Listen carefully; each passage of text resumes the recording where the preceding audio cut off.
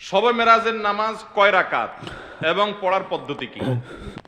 শবে বরাজের নামাজ আছে ভাই, এবং রাকাতও আছে, আমরা অনেকে জানি না। শুনেন আজকে শবে মেরাজের নামাজ হলো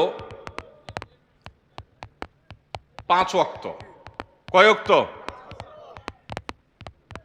শবে মেরাজ উপলক্ষে বা মেরাজকে কেন্দ্র করে প্রতিদিন 5 ওয়াক্ত নামাজ পড়তে হবে, কারণ এই 5 ওয়াক্ত নামাজ কোত্থেকে আসছে? অতএব এটা মেরাজ উপলক্ষের নামাজ বলা যায়, মেরাজকে কেন্দ্র করে এই নামাজ আসছে, তাই না? অতএব মেরাজের নামাজ বলতে যদি কিছু থাকে তাহলে সেটা হলো কোন নামাজ? 5 ওয়াক্ত নামাজ। আর 5 ওয়াক্ত নামাজের রাকাত সংখ্যা নিয়ম তো জানা আছে, তাই না? অতএব তাহলে আর মেরাজের নামাজের আলাদা নিয়ম না বললেও চলবে। আমাদের দেশে অনেকে মনে করেন না, মেরাজের রাত্রে আলাদা নামাজ আছে, 2 রাকাত 2 রাকাত করে এত রাকাত, এই সূরা এতবার, ওই সূরা এতবার, এরকম কোন নামাজের কথা হাদিসে বর্ণিত হয় নাই। নবী করিম সাল্লাল্লাহু আলাইহি ওয়াসাল্লামের মেরাজ হয়েছে সেটা সত্য, বরং মহাসত্য।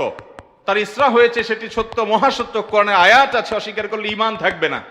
কিন্তু সেই মেরাজ ঠিক কোন সনে হয়েছে, কোন তারিখে হয়েছে, এগুলো নিয়ে প্রায় 15-16টা মত আছে ইতিহাসবিদদের মধ্যে। অনেকেই বলেছেন, ইবনে শিহাব জুহরি রাহমাতুল্লাহর মতো মানুষ আর অনেকে বলেছেন এটা হয়েছে রবিউল আউয়াল মাসে, অনেকে বলেছেন শাওয়াল মাসে, অনেকে বলেছেন রমজান মাসে, অনেকে বলেছেন রজব মাসে। রজব মাসের 27 তারিখের কথাও 1-2 জন মুহাক্কিক বলেছেন, তবে বেশিরভাগ মুহাক্কিকদের মত হলো ভিন্ন।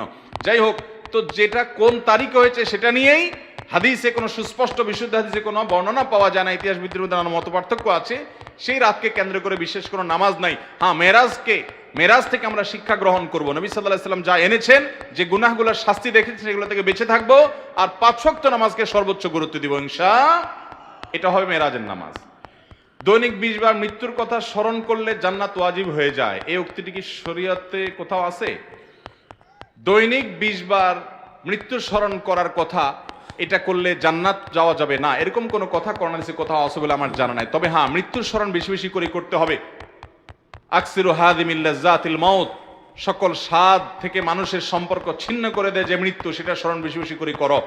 আল্লাহ তাআলা কোরআনে কারিমেও মৃত্যু সম্পর্কে আমাদেরকে বারবার সতর্ক করেছেন, আমাদের মৃত্যুকে স্মরণ করা উচিত।